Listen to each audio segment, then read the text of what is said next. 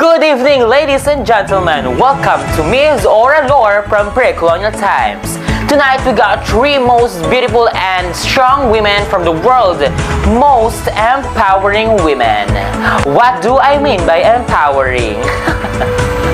One of these women is a master of riddles and folk songs, and another one is an amateur of proverbs and legends, and lastly, one is a master of myths and epics.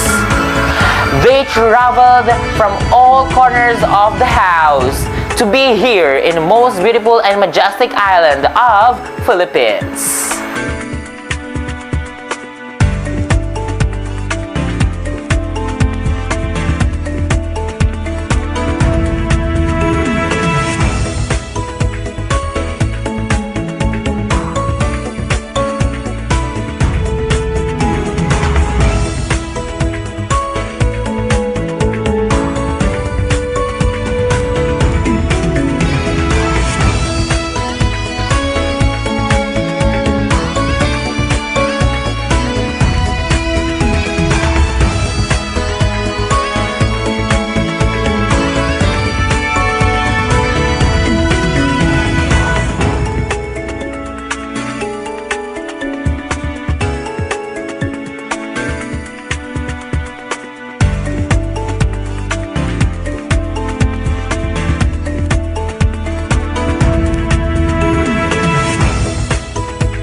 Tonight's event is presented by Pre-Colonial, a literature that refers to a literary works of our Filipino ancestors before the Spanish occupation in the Philippines. These pre-colonial literary works simply prove that Filipinos already have a civilization even before the Spaniards came, and that our Filipino ancestors were creative and imaginative in every possible way. Also, special thanks to oral lore, a form of human communication whereby knowledge, arts, ideas, and cultural materials are received, preserved, and transmitted orally from one generation to another, or most commonly known as oral tradition.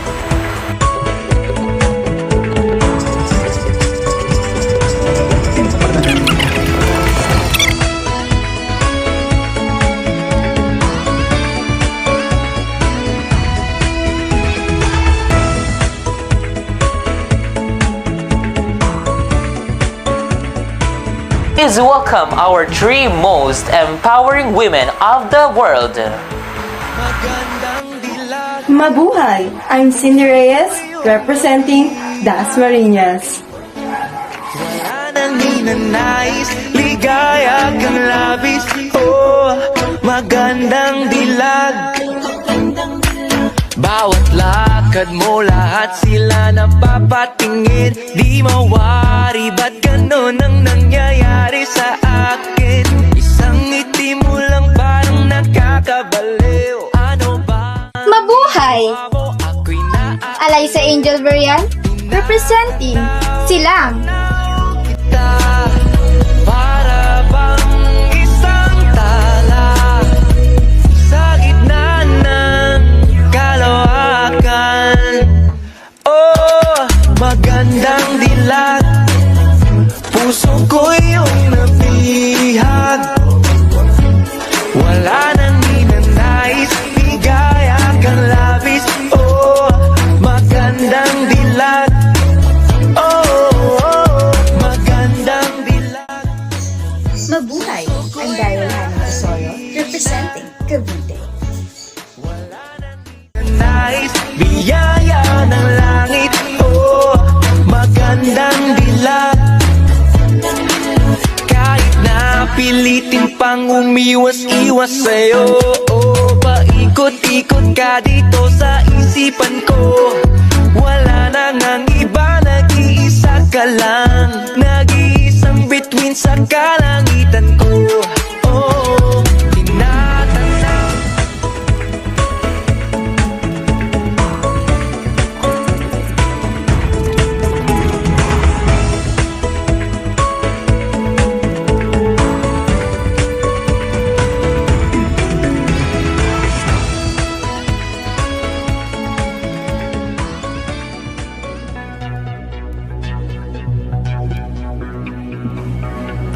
Thank you for that wonderful question. Well, riddles or bugtong is a question or statement that is typically presented as a game.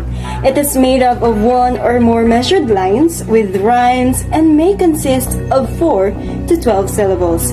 Aside from that, it showcases the Filipino wit, the literary talent, and keen observation. One of its purposes is to preserve culture and such a way to communicate the old ways from one generation to the next. Thank you. Folk songs are lyric poems that are sung with the playing of some musical instrument. They express people's hopes, aspirations, and lifestyles. They are inspired by the reaction of the people to their environment. Folk songs are repetitive, sonorous, and didactic in nature. One best example of Filipino folk song is Paro-Parong Bukid. And that would be all. Thank you. Oh my god, thank you so much, candidate number 1. You are so awesome. I would like to introduce to you our lovely candidate number 2.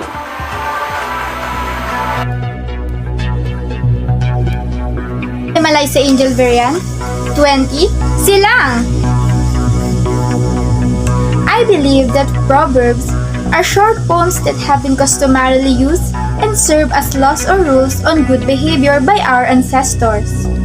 Proverbs reflect the hidden meaning through the good lines, and they provide good values.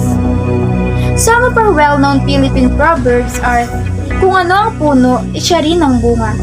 And kung walang tiyaga, ay walang nilaga.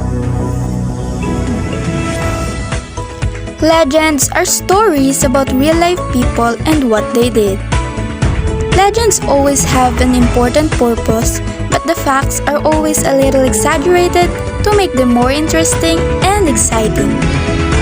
Generally, some of the facts are dramatically altered, and the person in which the legend is about never really did what the story says. During pre-colonial period are the legend of the banana tree, the legend of Makahiya, and the legend of Firefly, among others. And I thank you. What a fabulous performance from you, candidate number 2. I would like to commend you. By the way, please all welcome our candidate number 3.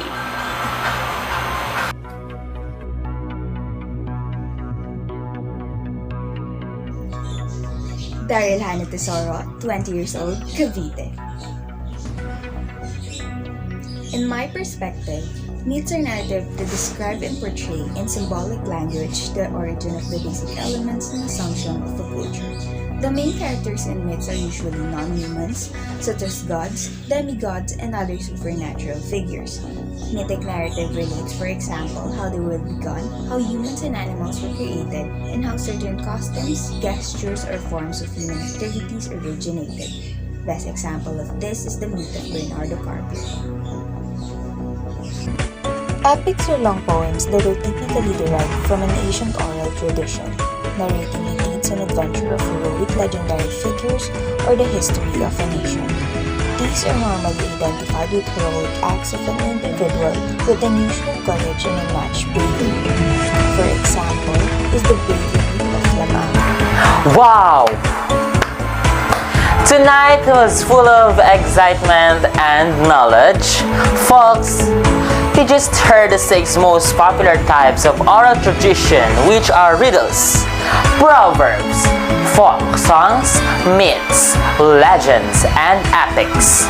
A big hand of applause for our 3 candidates. Yes, they are so fabulous and awesome. Who do you think will be our next Miss Oral Lore from pre-colonial times?